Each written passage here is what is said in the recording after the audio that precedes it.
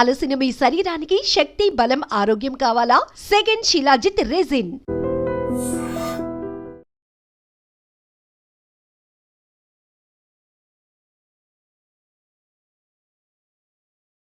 గతంలో గ్రామాల్లో ఉన్న పరిస్థితి ప్రభావం లేదా పెత్తందారుల పోకడలు నచ్చకో లేదా భావజాల ప్రభావంతోనూ కొంతమంది యువకులు అడవిబాటు పట్టారు. జైల్లో ఉండి బెయిల్పై బయటకు వచ్చిన వారు పరిచయం చేసే కార్యక్రమంలో ఈ వారం మన guest Peddirajula Prakash.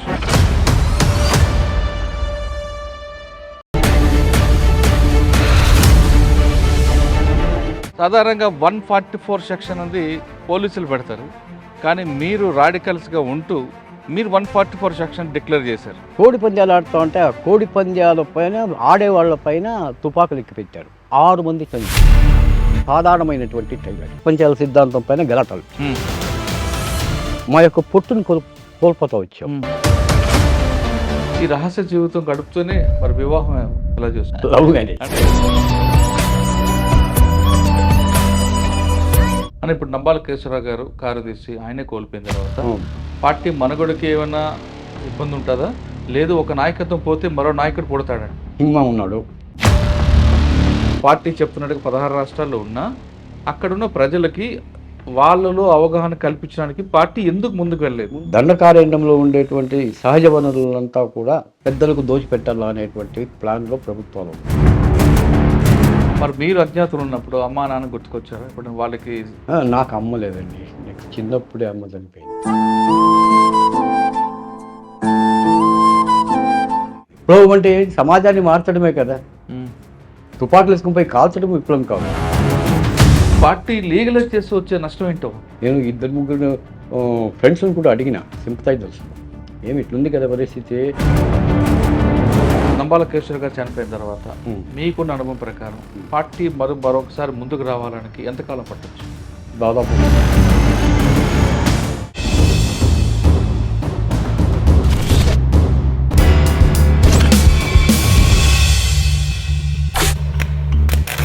Welcome to crime confessions. గతంలో గ్రామాల్లో ఉన్న పరిస్థితి ప్రభావం లేదా పెత్తందారుల పోకడలు నచ్చకో లేదా భావజాల ప్రభావంతోనూ కొంతమంది యువకులు అడవిబాటు పట్టారు. అడవులకు వెళ్ళి ఎండనక వాననక చలనక అడవిలో ఉంటూ నిరంతరం ప్రజల కోసం ఆలోచిస్తూ వాళ్ళ అభివృద్ధి కోసం అడుగులు వేశారు. ఆ విధంగా అడవిలో కొంతకాలం పనిచేసిన తర్వాత కొంతమంది వేరే వేరే కారణాలతో బయటకు వచ్చిన వాళ్ళు, మరి కొంతమంది అరెస్ట్ అయ్యి జైల్లో ఉండి బెయిల్పై బయటకు వచ్చిన వారు పరిచయం చేసే కార్యక్రమంలో ఈ వారం మన guest Peddirajula Prakash alias Kalyan Kumar. Peoples వారికి తొలితరం నాయకుడు.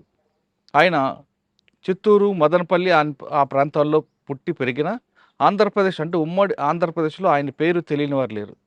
కేవలం ఆంధ్రప్రదేశే కాదు, ఇటు బీహార్, ఛత్తీస్గఢ్, కర్ణాటక ప్రాంతంలో తెలుగు వాళ్ళ ఒక ఏకైక వ్యక్తి ఆయనే. ఆయన ఎందుకు అటువైపు వెళ్ళారు, వెళ్ళిన తర్వాత ప్రజల కోసం ఆయన చేసిన కార్యక్రమాలు ఏంటి, ఎందుకు బయటకు వచ్చారు, వచ్చిన తర్వాత ప్రస్తుతం అతని జీవన విధానం ఏ విధంగా ఉన్న విషయాన్ని ఆయన అడిగి తెలుసుకుందాం. అన్న నమస్తే. పెద్దిరాజుల ప్రకాష్ అలియాస్ కళ్యాణ్ కుమార్. సాధారణంగా 144 సెక్షన్ అనేది పోలీసులు పెడతారు, కానీ మీరు రాడికల్స్గా ఉంటూ మీరు 144 సెక్షన్ డిక్లేర్ చేశారు. అంటే అప్పుడు ప్రజలు ఏం చేయాలి, ఎలాగా 144 సెక్షన్ పార్టీ రాడికల్స్ 144 సెక్షన్ ఎలాగ అభివృద్ధి చేయాలి, ఎలాగ ఇంప్లిమెంట్ చేయాలనే విషయాన్ని ఇవన్నీ మీరు ఎందుకు చేశారు? అసలు మదనపల్లిలో రాడికల్స్ని ఎలాగ డెవలప్మెంట్ చేసుకొచ్చారు, ఎందుకు మీరు పార్టీలోకి వెళ్ళారు, అప్పుడున్న పరిస్థితులు ఏంటో ఒకసారి చెప్పండి. పెత్తందారీ వ్యవస్థ విపరీతంగా ఉండింది. ఎక్కడ? మదనపల్లి ఏరియాలో. మదనపల్లి ఎక్కడ మీరు ఉండేవారు? మదనపల్లి టౌన్లోనే ఉండేవాడిని. నేను కాలేజ్ చదువుకుంటూ ఉండేవాడిని. కలిచెర్ల ఇప్పుడు తంబళ్ళపల్లి ఈ ఏరియాలో పెత్తందారుల యొక్క పెత్తనం చాలా జాస్తి.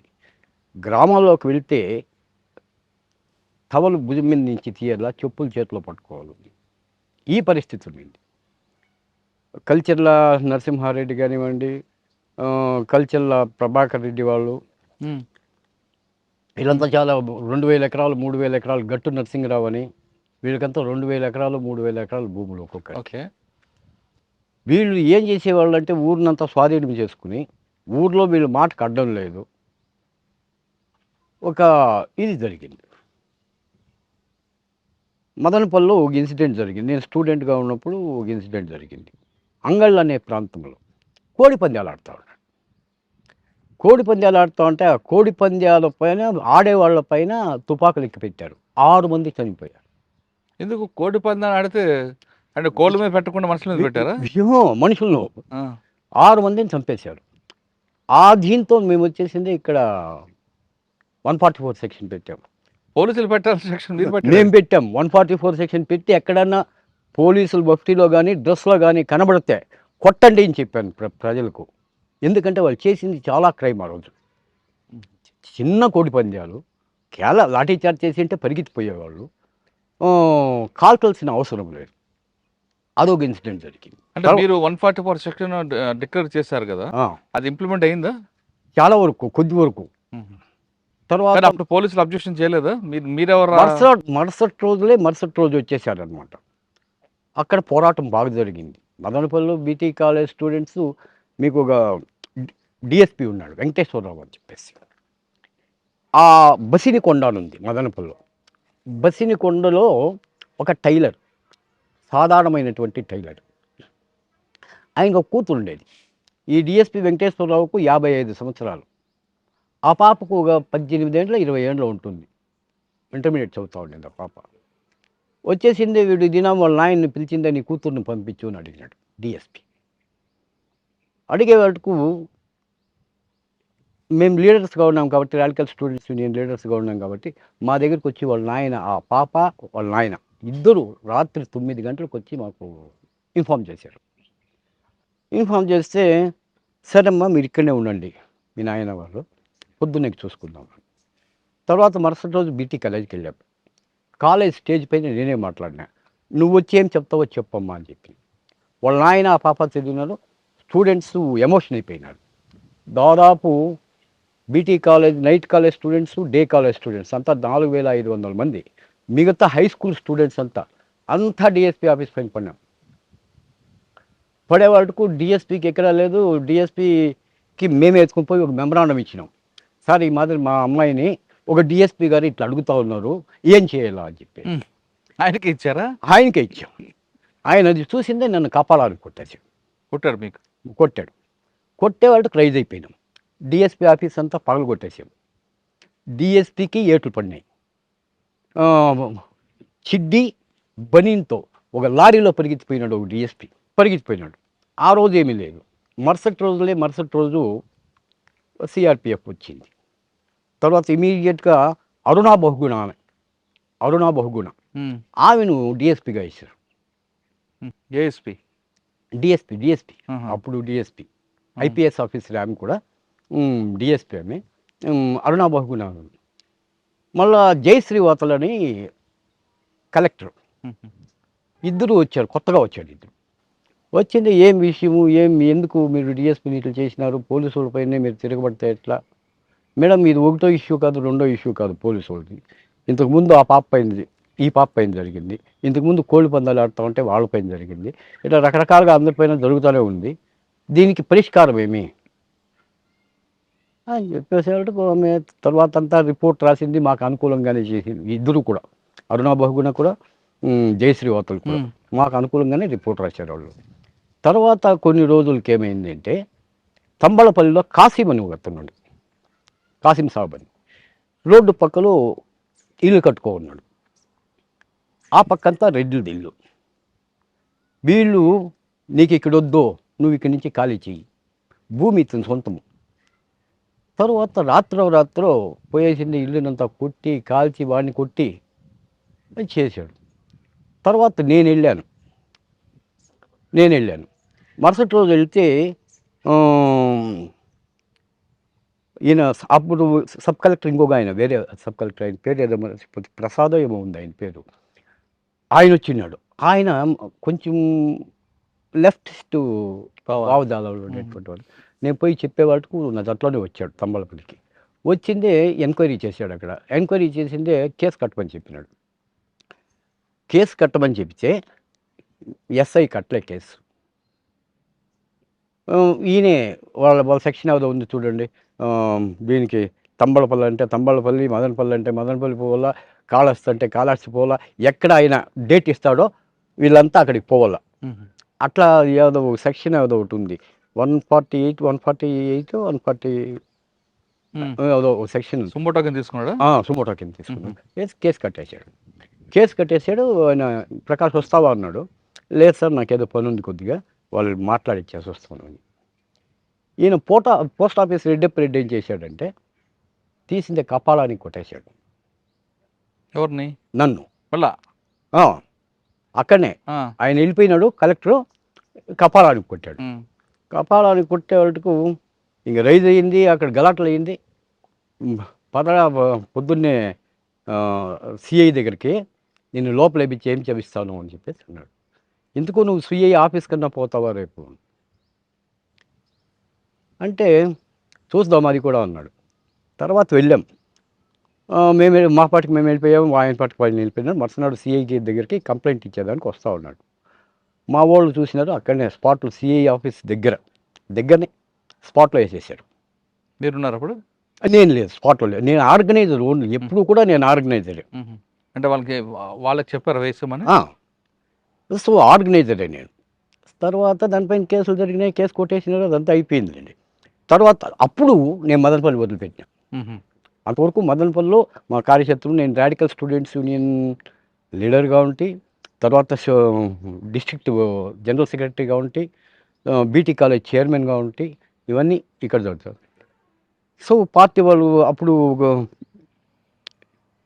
ఇది నన్ను కర్ణాటకకి వెళ్ళిపోమన్నారు. ఫస్ట్ కర్ణాటకకు పొమ్మని చెప్పారు.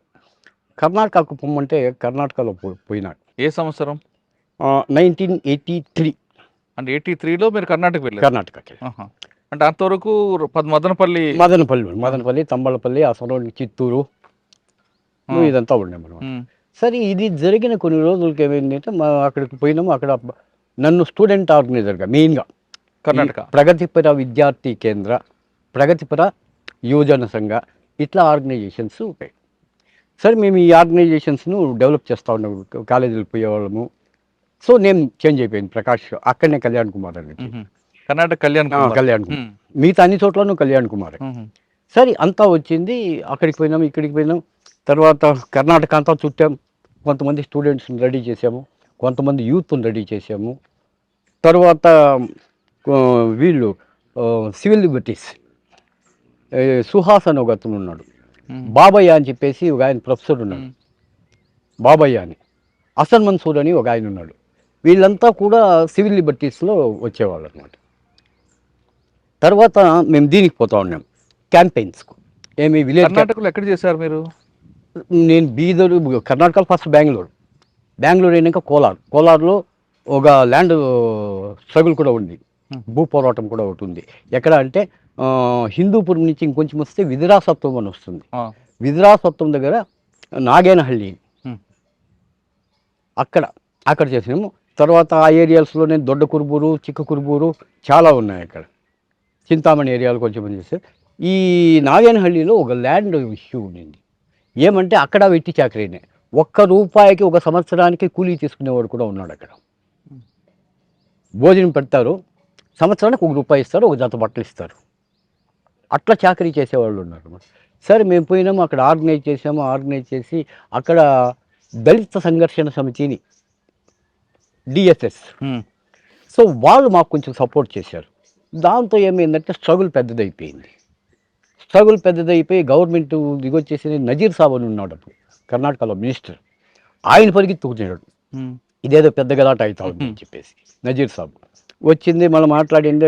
అంతలోపల వీళ్ళు హసన్ మన్సూరు, బాబయ్య, సుహాసు, వీళ్ళు సివిల్ లిబర్టీస్ వాళ్ళంతా వచ్చినారు. ఆయన ఇది చేసినారు, నజీర్ సాబ్ను చేసుకున్నారు. తర్వాత వాళ్ళకు ల్యాండ్ ఇష్యూ వచ్చే వాళ్ళకు వేరే చోట్ల కొంత భూమి ఉండింది, ఒక 150 acres. ఆ భూమిని దళితులకి ఇచ్చినారు. అంతవరకు ఈలే, ఆ భూమిని దళితులకి ఇచ్చేసిన. అదొక స్ట్రగుల్ అయింది. అదైపోయినాక all India revolutionary students organise చేయాలా.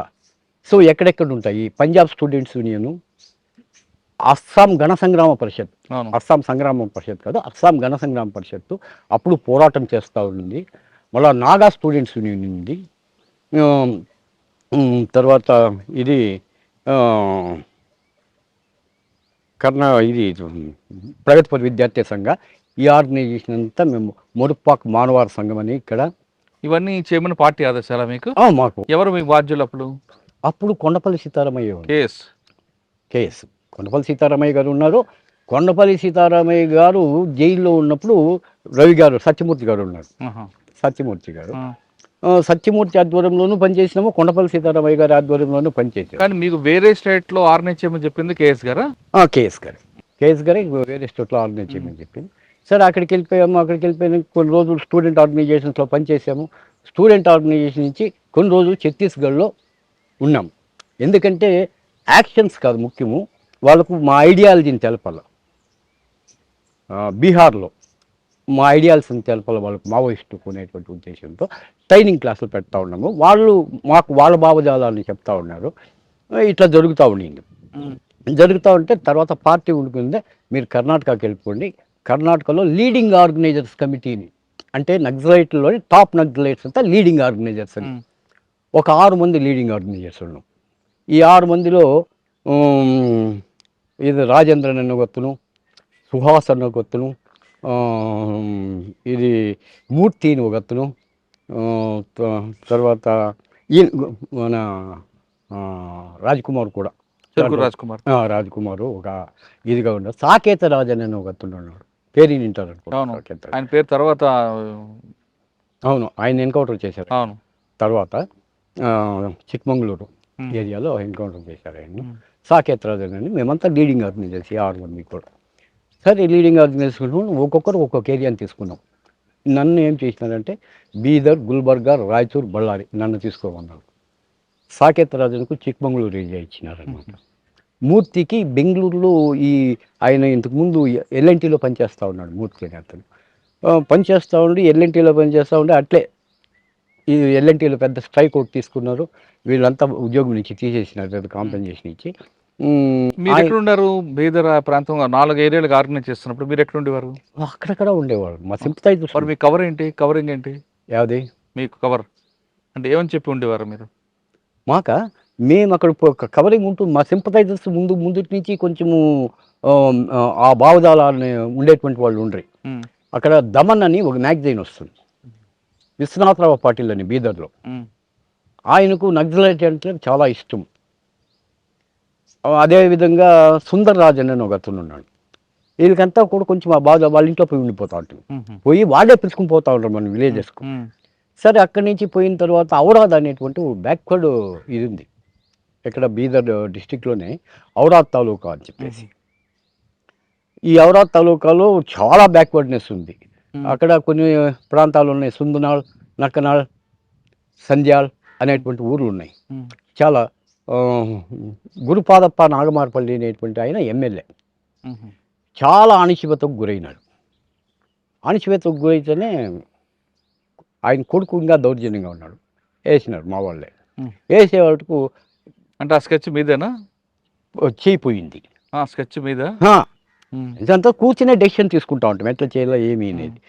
తర్వాత భూ పోరాటం చేసి నంద్యాల అనేటువంటి ఊరిలో దాదాపు ఒక 200 ఎకరాల వరకు భూ పోరాటం చేసి ప్రజలకు ఇప్పిస్తుంది. వీళ్ళు ఏం చేసిందంటే అప్పుడు టాటా వాళ్ళు ఈ కాగితం చెట్లు పెడతారు చూడండి, పేపర్ కావచ్చు అంటే అది కంప్లీట్ కవర్ చేసేసినారు. జనాలకు ఒక సెంటు భూమి లేదు. మేము దానిపైన పడినాం. ఇక్కడ నంద్యాల అనేటువంటి ఊరిలో. నంద్యాల అంటే ఆంధ్రప్రదేశ్ నంద్యాల బీదర్ పల్లె. అవును, ఔరాద్ తాలూకాలో నంద్యాల అనేది, సుందాళ్ అనేది, జక్కనాళ్ అనేది ఇదంతా పల్లెలు అనమాట. అది అంతా మరాఠీ పేర్లు వస్తాయి ఆ ఏరియాలో అంతా. మన నారాయణఖేడ్కి దగ్గరగా ఉంటుంది. నిజామాబాద్ నారాయణఖేడ్ ఉంది కదా, నారాయణఖేడ్ మెదక్ నారాయణఖేడ్ బార్డర్ ఏరియాలో, బీదర్ బార్డర్, బీదర్ బార్డర్ ఆ ఏరియాలో వస్తుంది అనమాట. సరే అక్కడ పోరాటాలు చేసినాము. అక్కడ పోరాటాలు చేసిన తర్వాత కొన్ని రోజులకి ఏమైందంటే మాకు ఇంకా పోరాటాలు దండిగా ఉన్నాయి, చేసాం. కానీ ప్రత్యక్షంగా కేఎస్ గారు కానీ చెరుకూరు రాజకుమార్ కానీ కలిసారు ఎప్పుడైనా? చెరుకూరు రాజకుమార్ మాది అట్లనే ఉండేవాడు. చెరుకూరు రాజకుమారు, వీరమణి, నేను, రాజేంద్రన్, ఇతను మూర్తి. మూర్తి అంటే సత్యమూర్తి గారా? వేరే కాదు, వేరే మూర్తి, కర్ణాటకలో ఉన్నాడు. అచ్చా. మేమంతా ఒక చోట్ల ఉండేవాళ్ళం. అట్లా అట్లా పోయేవాళ్ళము, ఇచ్చేసే ఫ్యాక్టరీల దగ్గరికి పోయేవాళ్ళము. మా ఆర్గనైజేషన్ కేజీఎఫ్ నుంచి కొంతమంది వచ్చిండ్రి. ఈ కేజీఎఫ్ నుంచి వచ్చిండేటువంటి మనుషులను కొంతమంది అంటే జనకళా మండలి, జన్నాట్య మండలి, ఈ దళిత సంఘర్షణ సమితి ఉంది కదా, ఈ దళిత సంఘర్షణ సమితి యొక్క సింపథైజర్స్ మాకు ఆటోమేటిక్గా సింపథైజర్స్ అయిపోతారు. అట్లయి ఈ కేజీఎఫ్ ఆ ఏరియాలో ఉండేటువంటి కొంతమంది వచ్చేసి పాటలు పాడేది. పిచ్చెల్లి శ్రీనివాస్ అని ఇంకొకతను అందరూ పాటలు పాడడము, గద్దర్ని పిలిపివ్వడము, గద్దర్ ద్వారా కొంచెము ఇది చేపించడము. ఇట్లా ఊరూరులో మేము మాత్రం బహిరంగంగా పోతూ ఉండే. మిగతా ఆర్గనైజ్ చేసేది మాత్రం మేమే చేస్తూ ఉంటాం. ఆర్గనైజ్ చేస్తూ ఉంటామే. వాళ్ళు పోతూ ఉండరు, వాళ్ళంతా ప్రోగ్రామ్స్ ఇస్తూ ఉండరు, ఇది చేస్తూ ఉండరు. సరే వాళ్ళు వస్తూ ఉండరు. ఈ ప్రాసెస్లో ఏమైంది, నేను కర్ణాటకలో ఇది బీదర్లో ఉన్నప్పుడు, బీదరు, రాయచూరు, గుల్బర్గా, సత్యమూర్తికిను ఈయనకు కొండపల్లి సీతారామయ్యకి ఇద్దరికి 3 ప్రపంచాల సిద్ధాంతం పైన గలాటలు. ఏ సంవత్సరం అది? 1987 88. ఓకే, వాళ్ళిద్దరి మధ్య విభేదాలు వచ్చాయి. సో విభేదాలు వచ్చినప్పుడు సత్యమూర్తి ఒకరిద్దరిని పిలుచుకుని వచ్చినాడు, కేఎస్ గారు కూడా ఒకరిద్దరిని పిలుచుకుని వచ్చినాడు. మేము అడిగింది ఏమంటే, మేము అత్యంత విలువైనటువంటిది మా ప్రాణం, ఈ ప్రాణాన్ని కూడా సాక్రిఫైస్ చేసి ఇక్కడికి వస్తే సిద్ధాంత రాద్ధాంతాల్లో మమ్మల్ని మీరు బలిస్తారా? చాలా స్పష్టంగా అడిగిన, నేనే ఆ క్వశ్చన్ రైజ్ చేసింది. మీ సిద్ధాంత రాద్ధాంతాల్లో 3 ప్రపంచాల యుద్ధం అన్నా జరిగింది, 3 ప్రపంచాల సిద్ధాంతం అన్నా ఉండి, 2 ప్రపంచాల సిద్ధాంతం అన్నా ఉండి. ఎందుకంటే ఇద్దరు విభేదాలు ఆ సిద్ధాంత పరంగా. ఇప్పుడు 3 ప్రపంచాల సిద్ధాంతం అంటే first world countries, second world countries and third world countries. First world countries అంటే imperialist countries, Russia, America. Second world అంటే అది బ్రిటను, ఫ్రాన్సు, జర్మనీ, జపాన్, ఇవన్నీ కూడా second world countries. Third world మనం ఇండియా, పాకిస్తాన్, బంగ్లాదేశ్ ఇంకా ఉన్నాయి కదా, ఇవన్నీ కూడా థర్డ్ వరల్డ్ కంట్రీస్. ఈ థర్డ్ వరల్డ్ కంట్రీస్ ఏం చేయాలంటే first world countries, second world కంట్రీస్ని చూసుకోవాలా, ఫస్ట్ వరల్డ్ కంట్రీస్ పైన యుద్ధం చేయాలి. అంటే అమెరికా వాడి కంపెనీలు, అమెరికా కొలాబరేషన్ కంపెనీస్ను బ్యాన్ చేయాలా, డిస్ట్రాయ్ చేయాలా, దానిపైన పోరాటాలు చేయాలా, ఆ ఫ్యాక్టరీలో ఉద్యమాలు లేవనెత్తల్లా. సో ఈ సిద్ధాంతం పైన వాళ్ళకి ఇద్దరికి గందరగోళం వచ్చింది. అంటే సత్యమూర్తి గారు సమర్థించారా, వ్యతిరేకించారా? సత్యమూర్తి గారే ఆ సిద్ధాంతాన్ని ప్రవేశపెట్టింది. కొండపల్లి గారు అయ్యలేదన్నాడు. అట్లా కాకూడదు అని చెప్పేసి, అట్లా కాదు, ఈ సిద్ధాంతాన్ని ప్రవేశపెట్టింది సత్యమూర్తి గారు.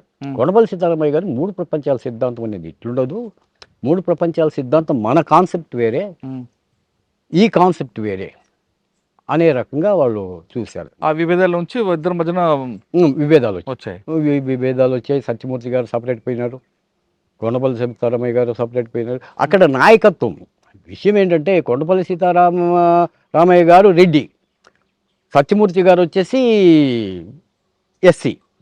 సో వీళ్ళిద్దరికి మీకు కులం ఉంది, దీంట్లో కులం పెట్టినారు అనేటువంటిది పెద్ద టాక్ ఉండింది. అప్పుడు పార్టీలో అప్పటికి కుల విభేదాలు కొద్దిగా ఉండింది, చాలా ఎక్కువ లేదు. కానీ లీడర్షిప్ కోసం కుల విభేదాలు ఉండింది. అసలు కులంకి వ్యతిరేకంగా పుట్టిన పార్టీ, కులానికి నువ్వు సమాజంలో ఉన్నప్పుడు అన్ని అవలక్షణాలు వస్తాయి, ఏ అవలక్షణము కూడా ఏ పార్టీకి తప్పేలేదు.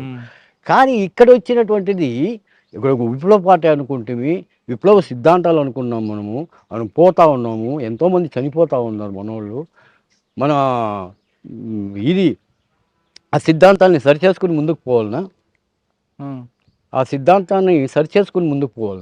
లేకపోతే ఆ సిద్ధాంతాన్ని ఇంకొంచెం వికోపానికి తీసుకుని రావాలి. రెండోది ఏమైందంటే, పార్టీలో మిలిటెన్సీ జాస్తి అయిపోయింది. గణపతి వచ్చే వాళ్ళకు విభేదాలు జాస్తి అయిపోయింది, మిలిటెన్సీ జాస్తి. సిద్ధాంతం పక్కలో పెట్టేస్తారు, ఒక ఊర్లో పోతారు, ఒక చోట్లోనే కాన్సన్ట్రేషన్ చేస్తారు, వాళ్ళు ఎస్సీలు రెచ్చగొడతారు, మిగతా వాళ్ళు ఊరంతా అగైనిస్ట్ అవుతుంది.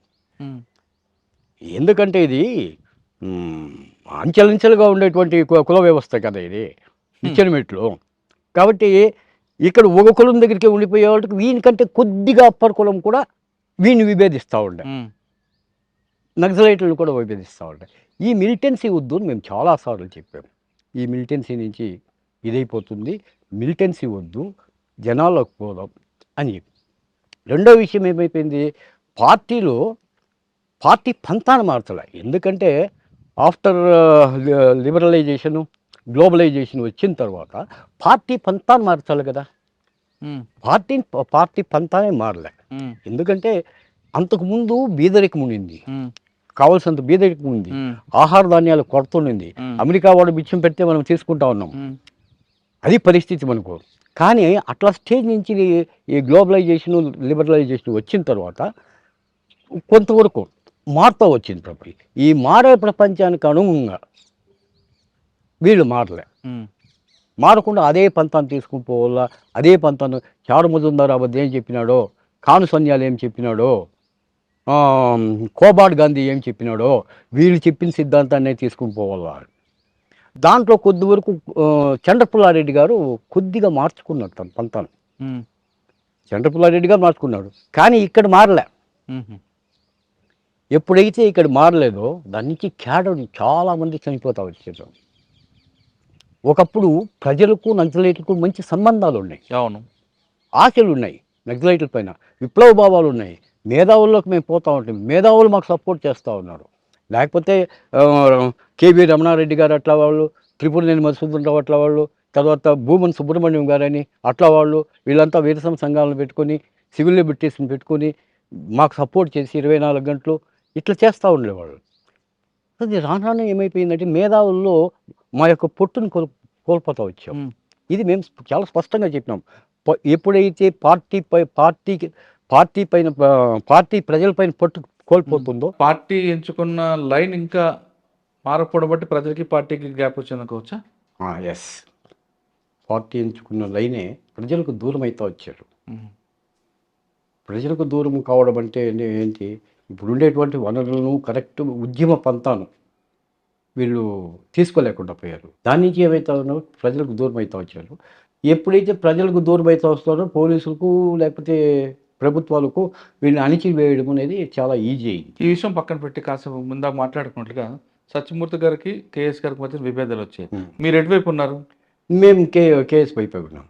మేము కేఎస్ వైపే ఉన్నాము. తర్వాత మళ్ళా విభేదాలు గణపతి గారికిను ముప్పాల తర్వాత కేఎస్ గారికి విభేదం. ఎందుకు? అక్కడ ఇట్లే సిద్ధాంత రాద్ధాంతాలు, సిద్ధాంత గందరగోళాలు. మీరు ఎటువైపు ఉన్నారు అప్పుడు? లేదు, అప్పుడు గణపతికి వచ్చే వాళ్ళకి నేను బయటకు వచ్చేసాను. కానీ మదనపల్లి ఇందిరాగాంధీ గారు వచ్చినప్పుడు మీరు ఒక మాట అడిగారట కదా? అవును. ఏమడిగారు, ఎందుకు అడిగారు? మా నాయకులంతా మీరు ఎత్తుకుని పోయి లోపల పెడతా ఉన్నారు, మా కొండపల్లి సీతారామయ్య గారు జైల్లో పెట్టారు, ప్రజా వ్యతిరేకులు కాదు వీళ్ళు, దేశభక్తులు, మాకు మీకు అంత అవకాశం దొరికిందా? అవకాశం దొరికింది, అవకాశం దొరికింది. ఇందిరాగాంధీతో మాట్లాడే అవకాశం దొరికింది. మాట్లాడే ఒక పేపర్లో కూడా వచ్చింది. ఏమన్నారు ఆమె? పక్కలో అడిగాను, ఇట్లా చూసిందే నవ్విందంటే, ఇంకేం మాట్లాడలేము.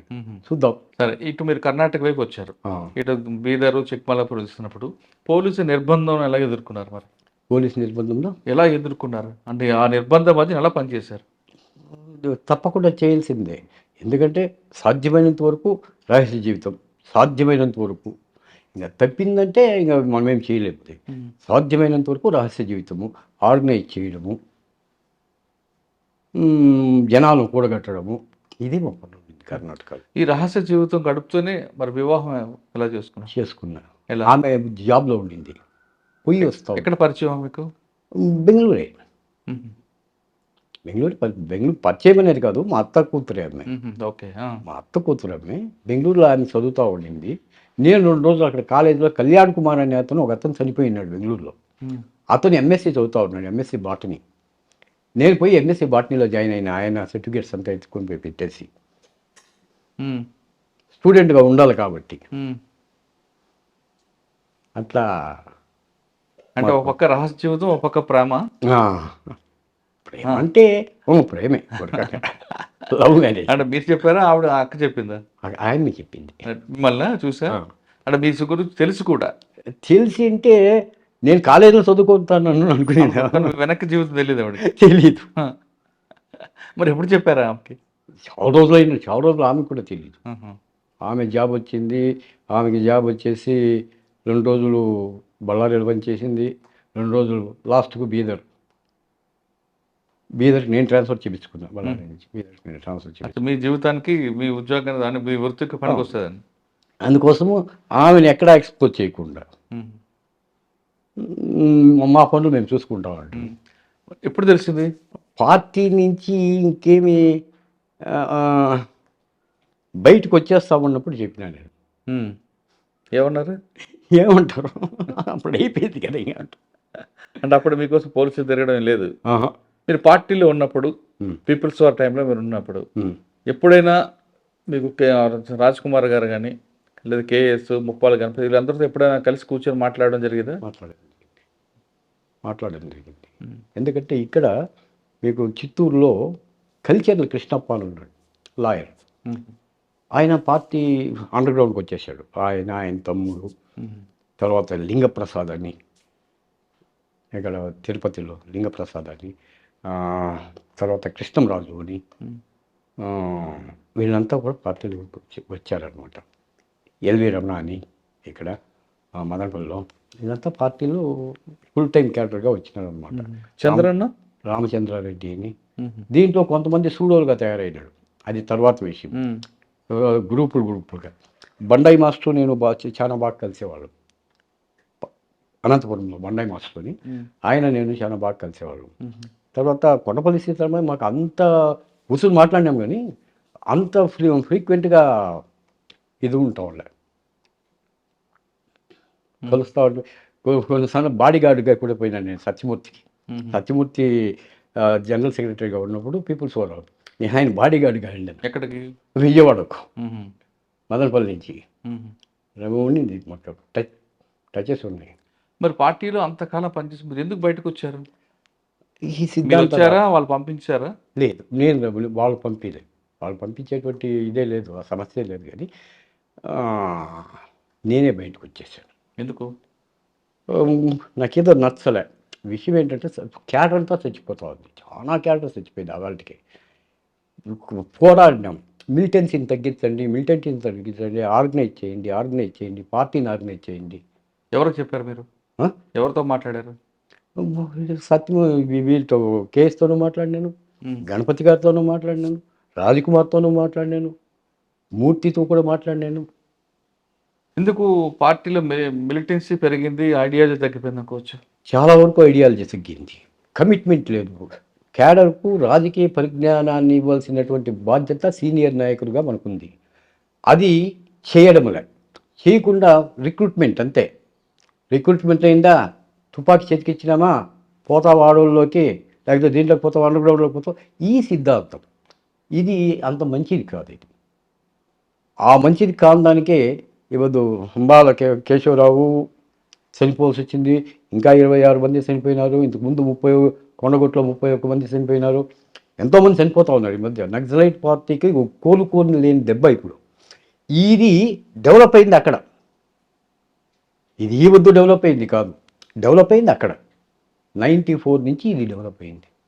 డెవలప్ అయ్యి లాస్ట్కు అస్తిత్వానికే ప్రమాదం ఏర్పడింది. అంటే మిలిటెన్సీ పెరిగితే మంచిదంటారా, తగ్గితే మంచిదంటారా? తగ్గితే మంచిది. మిలిటెన్సీ తగ్గల్లా ఆర్గనైజ్ పీపుల్ను ఆర్గనైజ్ చేసుకోవాలా, థియేటికల్గా పెంచాలా, వాళ్ళను చైతన్యవంతం చేయాలా. So Naxalite are not heroes, the peoples are heroes. You educate them. నేను చెప్పేది ఏంటంటే నక్సలైట్స్ హీరోలు కాదు, ప్రజలు హీరోలు.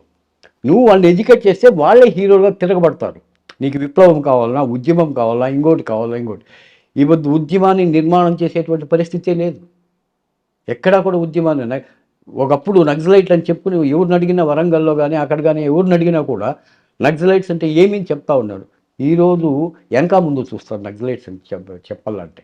అంటే ప్రజలకి రాజకీయ చైతన్యం కల్పించడం మన బాధ్యత అంటారు. అది మర్చాము. అది మర్చిన దానికి ఈ ప్రాబ్లం. ప్రజల్లో పోలేకుండా పోతా ఉన్నాడు చాలా చోట్ల. ప్రజలకు నక్సలైట్లకు చాలా గ్యాప్ పెరిగేసింది, చాలా విపరీతమైన గ్యాప్. అంతా ఇంత గ్యాప్ కాదు.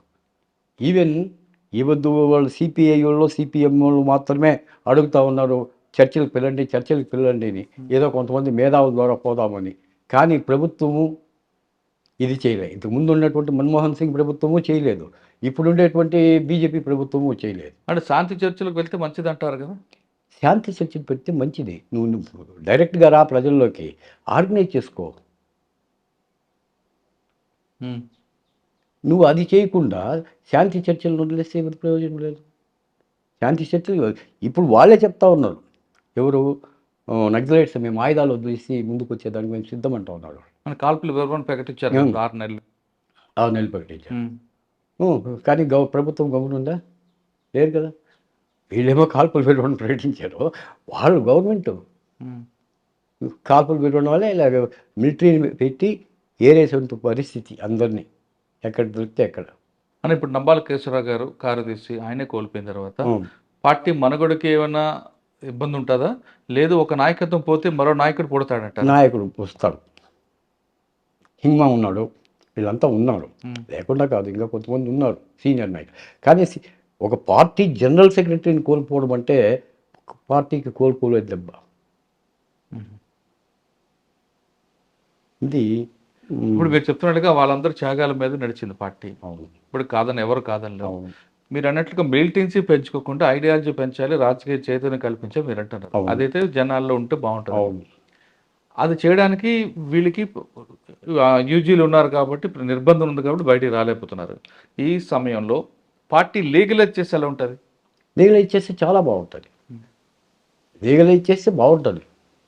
కరెక్ట్గా లీగలైజ్ చేసేసి కాల్పులు విలువను ప్రకటించి వీళ్ళు కానీ ప్రజలకు కానీ వెళ్ళిపోయినారంటే ప్రజలను ఎడ్యుకేట్ చేస్తే వాళ్ళే ఉద్యమాలు. ఇప్పుడు సిపిఐ వాళ్ళు ఉద్యమాలు చేస్తూ ఉంటారు, సిపిఎం వాళ్ళు ఉద్యమాలు చేస్తూ ఉంటారు, తెలుగుదేశం వాళ్ళు ఉద్యమాలు చేశారు, ఇప్పుడు వైసీపీ వాళ్ళు ఉద్యమాలు చేస్తారు. ఉద్యమాలకు ప్రాబ్లం లే. హింసాత్మక ఉద్యమాలు ఉండకూడదు. ఇప్పుడు ఉండేటువంటి పరిస్థితుల్లో హింసాత్మక ఉద్యమాలు ఉంటే అణిచేస్తారు, ప్రభుత్వాలు అణిచేస్తుంది.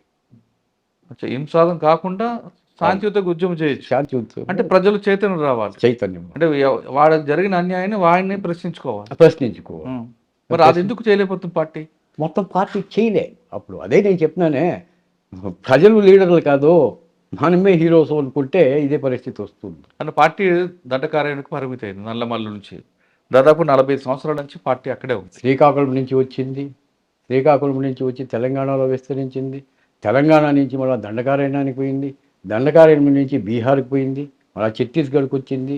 ఎక్కడ చూసినా పరిస్థితి. ఒరిస్సా, ఆంధ్ర ఒరిస్సా బార్డర్లో కూడా అదే పరిస్థితి,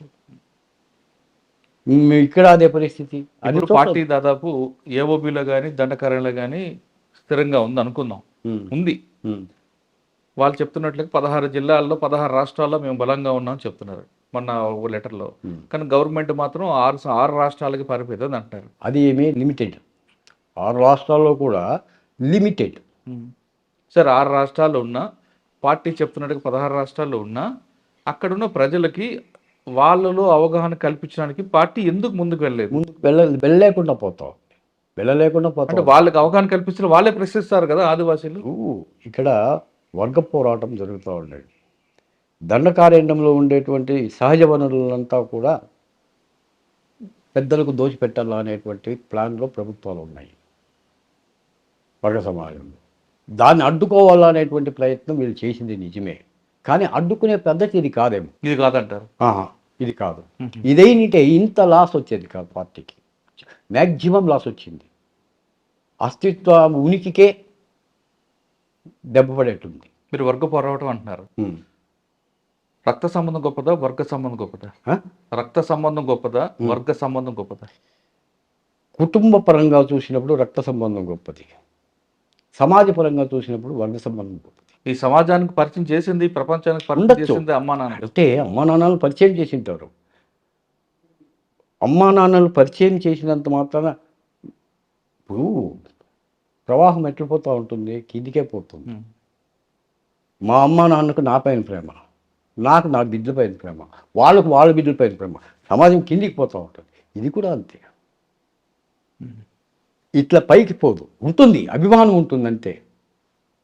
తల్లిదండ్రులపైన అభిమానం ఉంటుంది, తాతలపైన అభిమానం ఉంటుంది. కానీ నా ప్రేమ ఎక్కువ బాగు నా పిల్లల పైన ఉంటుంది. నా పిల్లలకు మళ్ళీ నా పైన ఉండేలే. అది మరి మీరు అజ్ఞాతులు ఉన్నప్పుడు అమ్మా నాన్న గుర్తుకొచ్చారా ఇప్పుడు వాళ్ళకి? నాకు అమ్మ లేదండి. నాకు చిన్నప్పుడే అమ్మ చనిపోయింది. 3 నెలల బిడ్డ అంట నేను. మా అమ్మ అప్పుడే చనిపోయింది. మా అవ్వ తాత నన్ను పెంచారు. మా నాన్న వేరే పెళ్లి చేసుకుని బెంగళూరులో వెళ్ళిపోయాడు. మాకు ఇక్కడే 5 కిలోమీటర్స్ ఇక్కడి నుంచి మా ఊరు శివరాంపురం అని. మా సొంత ఊరు వచ్చి శివరాంపురం. మన అవ్వ తాత మీకు పెంచారు కదా, వాళ్ళకి వాళ్ళకి ఇవ్వాల్సిన రుణం తీర్చుకున్నారా మీరు? తెరుచుకున్నా. నేను బయటకు వచ్చిన తర్వాత ఉన్నారు వాళ్ళు అప్పటికి. సంతోషం. అంతవరకు వాళ్ళ కొడుకులు ఆయనకు మా అవ్వ తాత కొడుకు ముగ్గురు ఇంకా నలుగురు కొడుకులు ఉన్నారు. మా నాన్న, మా చిన్నాన్న, మా చిన్నాన్న. వాళ్ళకేమి ఇదేం ల్యాండ్స్ ఉన్నాయి కావాల్సినంత, వాళ్ళు ఉన్నారనమాట. నేను బయటకు వచ్చిన తర్వాత నా దగ్గరనే పెట్టుకున్నాను. అచ్చా, అంటే పార్టీకి చెప్పొచ్చారా, చెప్పకుండా వచ్చారు? చెప్పేసి వచ్చారు. పార్టీకి చెప్పేసి వచ్చినప్పుడు నా దగ్గర పిస్తోల్స్ ఉన్నాయి, అది ఇచ్చి నా డబ్బు ఉండింది, అది ఇచ్చేసి నేను బయటకు వచ్చాను. వద్దు వెళ్ళొద్దు అని లేదా? దాంట్లో వీరమణి అని ఒక ఆయన ఉన్నాడు, ఆయన లీడింగ్ ఆర్గనైజర్. వెళ్ళిపోతే ఎట్లా, బాగుండలేదు, మనమే పార్టీ ఉద్యమాన్ని అంతా మనం డెవలప్ చేసాము, అది వద్దు అని చెప్పినాడు. కానీ ఎందుకో నాకు నచ్చలే. దాంట్లో ఒక పిల్లోని అనవసరంగా చంపేసేదానికి ప్రయత్నం చేశారు. ఎవరిని? నాగనాథ్ కోరే. ఈ పిల్లోడు ఏం చేసినాడంటే, వాడు ఇది అక్కడ పీవీకే ప్రగతిపర విద్యార్థి కేంద్ర బీదర్లో. దాంట్లో వాడు మెంబరు. వాడు పిల్ల సమాచారం కొద్దిగా ఈ టేప్ రికార్డు ఒకటి జోబులో పెట్టుకుని ఇంకోటి కూడా వాడు స్టూడెంటే. ఆ టేప్ రికార్డు ఏరా అన్నాడు. ఇచ్చేలేదని దానికి వాడిని ఎత్తేయాలని చూసినాడు. అక్కడికక్కడనే స్పాట్లో. ఎందుకు? టేప్ రికార్డులో ఏమో దాచుకుంటావు అని, ఓహో, ఏమో రికార్డ్ చేసుకుని పోలీసులకి ఇస్తావని. నేను ఒప్పుకోలేదు దానికి. చాలా సీరియస్ అయింది. నేను ఒప్పుకోలేదు. నేను పార్టీ నుంచి నేను బయటికి పోతా ఉన్నాను. దాంట్లో ఏమన్నా రికార్డులు ఏమన్నా నెపంతో చంపేశారు, చంపేయాలని. ఇట్లా చాలామంది ఇన్ఫార్మర్స్ కూడా ఇంతకుముందు తప్పుగా అర్థం చేసుకుని ఎత్తేసిన సందర్భాలు కూడా ఉన్నాయి. లేదని చెప్పలేదు. అది నాకు అసలు నేను చాలాసార్లు చెప్పిన వాళ్ళు, ఇది పద్ధతి కాదు అని. వినలేవాళ్ళు. సరే, అదొకటి మీకు బయటికి రావడానికి కారణం. బయటికి రావడానికి అది కూడా ఒక కారణం. అదే కారణం కాదు, అది కూడా ఒక కారణం. అచ్చా, బయటకు వచ్చాక మరి పోలీసులు మీ మీద నిఘా పెట్టడం లేదా? పెట్టినారు. మళ్ళా నేను సరెండర్ అయిపోయినా నేను. ఎవరి దగ్గర? అప్పుడు డిఐజీ అరవింద్ రావు అని ఉన్నాడు. సుజాతారావు, హోమ్ సెక్రటరీ సుజాతారావు, మాకు కొంచెం రిలేషన్ కావాలి. ఎవరు? హోమ్ సెక్రటరీ, అప్పుడు హోమ్ సెక్రటరీ సుజాతారావు వాళ్ళు. ఆమె కొంచెం మాకు బంధువులు కావాలా, ఎవరో రికమెండ్ చేస్తే ఈ మాదిరి వెళ్ళిపోయినాడు, ఇది చేసుకోమంటే ఆయమ్మ అరవిందరావు ఫోన్ చేస్తే, అరవిందరావు మాకు ఒక రకంగా రిలేషనే కావాలి. సరే ఎత్తుకుని వేసి ఇచ్చేసేసినాడు. పట్టుకుని పోయి నన్ను ఏం చేయలే, చూసినారు అన్నమాట. తర్వాత ఏదో ట్రాక్టర్ శాంక్షన్ చేసినారు. ట్రాక్టరు చేతికి 1 లక్ష రూపాయలు ఇచ్చినారు వాళ్ళే. అది సుజాతారావు నుంచి ఇది చేసుకోవాలని. సరే, నేను బయటకు వచ్చేసినాక మళ్ళీ నేను ఎలాంటి యాక్టివిటీస్లో పాల్గొనలే. ఇక్కడ వచ్చిన కాంగ్రెస్ పార్టీ అప్పుడు ఇది ఉండింది, నన్ను వాళ్ళే పార్టీ వాళ్ళు వచ్చేసింది, సింగిల్ విండో ప్రెసిడెంట్గా నిలబెట్టినారు. గెలిచిన సింగిల్ విండో ప్రెసిడెంట్ అయినా. తర్వాత Congress party district general secretary అయినా, మండల్ ప్రెసిడెంట్ అయినా. అది అయిపోయాక రాజకీయాలు నాకేం ఇంట్రెస్ట్ రాలే. మునుమాయ అని చెప్పేసి పెన్ను పేపర్ ఎత్తుకున్నా. అంతకుముందే నేను ఇండియన్ ఎక్స్ప్రెస్లో పనిచేసిన. ఇండియన్ ఎక్స్ప్రెస్లో పనిచేస్తా ఉన్నాను. ఇండియన్ ఎక్స్ప్రెస్లో పనిచేసి మళ్ళీ ఆంధ్రప్రభలో కూడా పనిచేస్తా ఉన్నాను. కన్నడ ప్రభలో కూడా పనిచేస్తా ఉన్నాను కర్ణాటకలో. అది ఒక 14 ఏళ్ళు. రాజకీయం 14 ఏళ్ళు, అది 14 ఏళ్ళు. తర్వాత నక్సలైట్లలో 14 ఏళ్ళు. 42 ఏళ్ళ జీవితం అట్లా అయిపోయింది. ఇప్పుడు ప్రశాంతంగా ఉన్నా. మీరు రాజకీయ పార్టీలు ఉన్నారు, అటు ఆ ప్రజల పార్టీలకు ఉన్నారు. ఏ పార్టీ అంటే మీకు బాగా ఇష్టం? సైద్ధాంతిక పరంగా కరెంట్ స్టెప్ వేస్తే వాళ్ళంటే ఇష్టమే, నాకు ఇప్పటికీ ఇష్టమే, దాంట్లో ఏం డౌట్ ఏం లేదు. ఎందుకంటే వీళ్ళ పంతా వేరే, వీళ్ళ వ్యవహారాలు వేరే. ఇక్కడ ఉండేటువంటి మామూలు బూర్జువా పార్టీలు అంటాం మేము. ఈ బూర్జువా పార్టీల యొక్క వ్యవహారం వేరే, అది విప్లవ పార్టీలు. విప్లవ పార్టీలకు విప్లవ ఐడియాలజీ ఉంటుంది. విప్లవం అంటే సమాజాన్ని మార్చడమే కదా. తుపాకులు వేసుకుని పోయి కాల్చడం విప్లవం కాదు, సమాజాన్ని మార్చడం విప్లవం. కానీ వాళ్ళు సాయుధ పోరాటం ద్వారా మనం సాయుధ పోరాటం ఇప్పుడు కమ్యూనిస్టులు చెప్తా ఉన్నారు, సిపిఐ చెప్తుంది, సిపిఎం విప్లవం అనేది కావాలా. గ్రాడ్యువల్గా డెవలప్ కావాలి. సాయుధ పోరాటం ద్వారా భారతదేశం విముక్తి చేద్దాం అంటుంటారు కదా. అది అయ్యలేదు. అది ఇప్పుడు జరిగేది సాధ్యం కాదు. ఎందుకంటే ప్రభుత్వము ఇంతకు ముందున్నట్లు లేదు. టెక్నాలజీ డెవలప్ అయింది, వెపన్స్ డెవలప్ అయినాయి, ప్రతి ఒక్కటి డెవలప్ అయిపోయింది. ఈవెన్ వాళ్ళ ఇది కూడా ఏమంటాం మనము పంతా కూడా మారింది, పంతా కూడా మారి మన గ్రామాల వరకు వస్తున్నారు, డెవలప్మెంట్ చేస్తారు. డెవలప్మెంట్ జరుగుతూ ఉంది.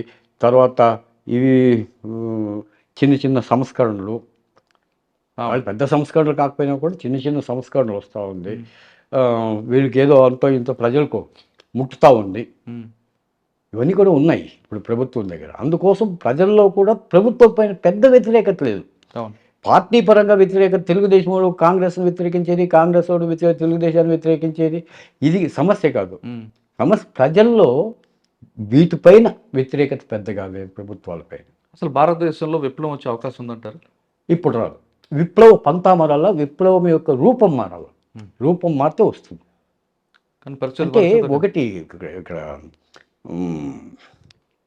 అంతరం ఏముందో అంటే గ్యాప్ బిట్వీన్ పీపుల్స్ అండ్ వీళ్ళకి విపరీతంగా పడిపోయింది. ఒక అంబానీ ఆస్తి, అంబానీకి ఒక రోజు ఇన్కము మన జీవితం అంతా గడిపినా కూడా రాదు. ఒక గంట ఇన్కమ్, ఒక రోజు ఇన్కమ్, ఒక గంట ఇన్కము మన జీవితం అంతా కష్టపడుతూ అంత గ్యాప్ పెరిగిపోయింది. ఆ గ్యాప్ ఒక వీళ్ళే చెప్తారు, గ్యాప్ పెరిగే కొద్దీ ప్రజల్లో వ్యతిరేక భావనలు అనేది కలుగుతాయి, ప్రజలు తిరగబడతారు. ఇది తిరగబడినారు కూడా చాలా చోట్ల. ఆ తిరుగుబాట్లు అనేది వస్తాయి, వేరే రకంగా రావచ్చు. రూపం మార్చుకోవాలా, ఉద్యమం యొక్క రూపం మారాలా, పంతా మారాలా, ఐడియాలజీ మారాలా, మారితే విప్లవం వస్తుంది. అండ్ ఇటువంటి అన్ని డెవలప్మెంట్ అవుతుంది పార్టీ కూడా. అంటే ప్రభుత్వం మారుతుంది, సంవత్సరాలు మారుతున్నాయి, అన్ని సంస్కరణలు వస్తున్నాయి. కాబట్టి పార్టీ కూడా ప్రజలకు అనుగుణంగా మారడానికి ఎందుకు అవకాశం తీసుకోవద్దు? ఎప్పుడో కాలం చెల్లిన సిద్ధాంతం పట్టుకుని నడుతుంది. అది వచ్చిండేది పంతా మారాలి. మార్క్సే 100% కరెక్ట్ అని కాదు, మార్క్స్ 100% కరెక్ట్ కాదు, లెనిను 100% కరెక్ట్ కాదు, ఆ తర్వాత వచ్చినటువంటి స్టాలిను అంత కరెక్ట్ కాదు, స్టాలిన్ తర్వాత వచ్చినటువంటి మావో పంతాను అంత కరెక్ట్ కాదు. ప్రపంచం విమర్శిస్తూ ఉంది. ఇవన్నీ కూడా ఉన్నాయి, దాంట్లో వాస్తవాలు ఉన్నాయి. ఆ వాస్తవాలు ఉన్నంత మాత్రాన అదే కరెక్ట్ అనుకుంటే ఎట్లా? మారుతా, కాలానుగుణంగా మారాలి. కాలానుగుణంగా ఎందుకు మారడం లేదండి? అదే మారడం లేదు, మారేదానికి ఇష్టపడడం లేదు. ఎందుకు? పిడివాదం అదింది, ఆ పిడివాదం పోవాల. ఇప్పుడు పార్టీ లీగలైజ్ చేసి వచ్చే నష్టం ఏంటో అంటే 1977లో కొండపల్లి సీతారామయ్య కూడా ఇదే విధంగా లీగలైజ్ చేశారు కూడా, దానికి అప్పుడు విభేదం వచ్చింది కదా. అవును, అంటే ఒకటి వీళ్ళు లీగల్గా చేయొచ్చు, లీగలైజ్ చేయొచ్చు పార్టీని. వీళ్ళు భయం ఏంటంటే, మేము బయటకు వచ్చినామంటే ఏదైనా ఉద్యమం చేస్తే ఈ బూర్జువాళ్ళు పెట్టి బతకరు, చంపేస్తారు, ఈ యొక్క వనరులన్నీ దోచేస్తారు, ఛత్తీస్గఢ్లో ఉండే వనరులన్నీ దోచేస్తారు, మేము దానికి తిరుగుబాటు చేయాలా, తిరుగుబాటు చేస్తే మమ్మల్ని చంపేస్తారు. ఇది వాళ్ళ పంత. నేను 2-3 ఫ్రెండ్స్ని కూడా అడిగిన, సింపథైజర్స్ను, ఏమి ఇట్లుంది కదా పరిస్థితి, హాయిగా ఏమి చేయాలి దీనికి అంటే, వాళ్ళు ఏం చెప్పినారంటే, ఇవంతా అయ్యలేదు, వీళ్ళు పంతా మారడం లేదు, ఇంకా పంతా మార్చుకోవాలి వీళ్ళు. పంతా మారితే ఉద్యమం సాధ్యమవుతుంది, విప్లవం అనేది కూడా సాధ్యం. విప్లవం అంటే ఏమి, రెవల్యూషన్ అంటే ఏమి, గ్రేట్ లీప్. అవును, సన్నసన్నది కాకుండా ఒకేసారి ఎగిరి ముక్కడం. అది తుపాకుతోనే రావాలని ఏం లేదు, ఐడియాలజీలో కూడా రావచ్చు, ఐడియాలజీగా ప్రజల్లో కూడా చైతన్యం తేవచ్చు. ఇది చేయడం లేదు, కానీ అది మర్చిపోయారు. అది సాయుధ పోరాటానికి తుపాకీ గొట్టం ద్వారా రాజ్యాధికారాన్ని సాధిస్తామనుకోవడం అబద్ధం ఇప్పుడుండేటువంటి పరిస్థితి. కానీ పార్టీ నమ్మేది దీర్ఘకాల పోరాటం ద్వారా వస్తుంది కాబట్టి ఎప్పటికైనా మనం అలా దీర్ఘకాల పోరాటం ద్వారానే వస్తుంది. అది హింసాత్మక పోరాటమా, అహింసాత్మకమైన పోరాటం? ఒకప్పుడు పంతా ఉండింది, ఎందుకంటే పరిస్థితి అట్లుండింది, అందుకోసం తుపాకీ పట్టాల్సి వచ్చింది. ఇప్పుడు తుపాకీ పట్టాల్సిన అవసరం లేదు. ఇప్పుడు డైరెక్ట్గా ప్రజల్లో చైతన్యం తీసుకురావచ్చు. ప్రజలు కూడా ఎడ్యుకేటెడ్, అప్పుడంతే అన్ఎడ్యుకేటెడ్ జాస్తి ఉన్నారు, వాళ్ళకు ఐడియాలజీ లేదు, వాళ్ళ కోసం పోరాటం చేయాల్సినటువంటి పరిస్థితి వస్తూ ఉండే. కానీ ఇప్పుడు ఇట్లా కాదు కదా, ప్రజలు ఎడ్యుకేట్ అయినారు, చాలా వరకు ఎడ్యుకేట్ అయినారు. కానీ పార్టీ ఫెనిక్స్ పక్షి లాంటిది అని అంటారు. ఫినిక్స్ పక్షి లాంటిది. మళ్ళీ మళ్ళీ పుడుతుంది అని కష్టం. అలా ఆఖరిగా చెప్పండి, ఆ. నంబాల కేశవరావు గారు చనిపోయిన తర్వాత ఉమ్. మీకున్న అనుభవం ప్రకారం పార్టీ మరొకసారి ముందుకు రావడానికి ఎంతకాలం పట్టొచ్చు? దాదాపు 1 సంవత్సరం 1.5 సంవత్సరం సెకండ్ క్లాస్ ఇది సెకండ్ స్టెప్ లీడర్షిప్ ఉంటుంది, లేదని నేను చెప్పలే. కానీ ఆ స్టెప్ అంత బిర్యానీ తీసుకునేదానికి ఇప్పుడు గణపతి రాజీనామా చేసేదానికి 1.5 సంవత్సరం పట్టింది. చేసి నంబాల కేశవరావును తీసుకుని వచ్చింది, ఆయన రిజైన్ చేసాడు. ఇప్పుడు నంబాల కేశవరావు చనిపోయిన తర్వాత అది మళ్ళా ఇది కావాలంటే పార్టీ క్యాడర్ మినిమం 1 సంవత్సరం పడుతుంది. ఆ సంవత్సరం కూడా ఎవరు ఎఫిషియెంట్ కాదు అనేది కూడా చూసుకోవాలి. పార్టీ నేను పార్టీ నిర్ణయం తీసుకోవాలి. అని ఇంకొక ప్రశ్న చివరిగా, ఒకప్పుడు మీ కాలంలో సమాజం, ప్రజలు వాళ్ళ అభివృద్ధి కోసం పాటుపడే యువతను చూశారు మీరు మీలాగా. అవును. కానీ ఇప్పుడంతా కూడా చెడు వ్యసనాలు, తాగడం, తిరగడం, బాధ్యత లేకపోవడం, సమాజానికి మనకేమి ఇచ్చిందని ప్రశ్నించే యువత జరిగింది. అటువంటి వాళ్ళకి మీరు ఇచ్చే మెసేజ్ ఏంటి? అంటే అలా విధంగా వెళ్ళమంటారా, లేదు మనకి సమాజం మనకేమి ఇచ్చింది కాకుండా మనం సమాజంకి ఏమి ఇద్దాం, మన బాధ్యత ఏంటి చేసుకుందాం అని చెప్తారా? అది నీకు దేశం ఏమి ఇచ్చింది అనేది కాదు, నువ్వు దేశానికి ఏమి ఇచ్చావు, సమాజానికి ఏమి ఇచ్చావు. సమాజంలో మన యొక్క పని మనం చేసుకుని పోవాలి, మన పని మనం చేసుకుని పోవాలి. చేసుకుని పోతే సమాజం నీకు కావాల్సింది ఇస్తుంది. కాకపోతే కొన్ని అవకతవకలు ఉంటాయి, లేదని నేను చెప్పను, అంతా పర్ఫెక్ట్గా ఎక్కడా ఉండదు, అవకతవకలు ఉంటాయి. కానీ మనకిచ్చినటువంటి పని మనం సిన్సియర్గా, ఇప్పుడు ఒక ఎంఆర్ఓ ఉద్యోగం ఇచ్చింటాడు, నువ్వు లక్షల లంచాలు తెస్తే అది సమాజానికి ఉపయోగం కాదు కదా. ఒక బీఆర్ఓ ఉంటాడు, పెద్ద పెద్ద బిల్డింగ్లు కట్టాడు ఈ ఊరిలో, బీఆర్ఓలు అంతా. ఇట్లుంటుంది, ఇది కాదు కదా. మన వర్క్ మనం చేయాలి, మన వర్క్ మనం చేస్తా పోతే సమాజం మనకు కావాల్సింది ఇస్తుంది. కమ్యూనిస్ట్ సిద్ధాంతం కూడా అదే, నువ్వు సమాజం నీకు ఇస్తుంది, నువ్వు సమాజంలో ఒకడైపో. అది చేయడం అది ప్రభుత్వాలకు అక్కర్లేదు, వీళ్ళకు అక్కర్లేదు, అట్లా తయారైంది. సమాజం మనకి ఏమి ఇచ్చిందని కాకుండా నువ్వు సమాజానికి ఏమి ఇస్తా అనే ధోరణిలో ఉంటే ఖచ్చితంగా నీకు ప్రతిఫలం లభిస్తుందంటారు కళ్యాణ్ కుమార్. పార్టీకి కూడా ఇప్పుడు నంబాల కేశవరావు గారు చనిపోయిన తర్వాత పార్టీ అంతరించిపోతుంది కూడా కాదు, కొంతకాలం పడుతుంది పైకి లేగడం. కానీ సాయుధ పోరాటం ద్వారా మనం ప్రజల్లో చైతన్యం తీసుకొస్తామన్నది అది కాలం చెల్లని సిద్ధాంతం. ఖచ్చితంగా ప్రజలు రాజకీయ చైతన్యం తీసుకురండి, ఇప్పుడు పార్టీ మీకు నిలబడుతుంది, ప్రజలకు దగ్గర అవుతారంటూ కళ్యాణ్ కుమార్ గారు చెప్తున్నారు. ఇది ఈ వారం కళ్యాణ్ కుమార్ గారితో ఎక్స్క్లూజివ్ ఇంటర్వ్యూ. వచ్చే వారం మరో కష్టం మళ్ళీ కలుద్దాం. అంతవరకు నమస్తే. Thank you very much.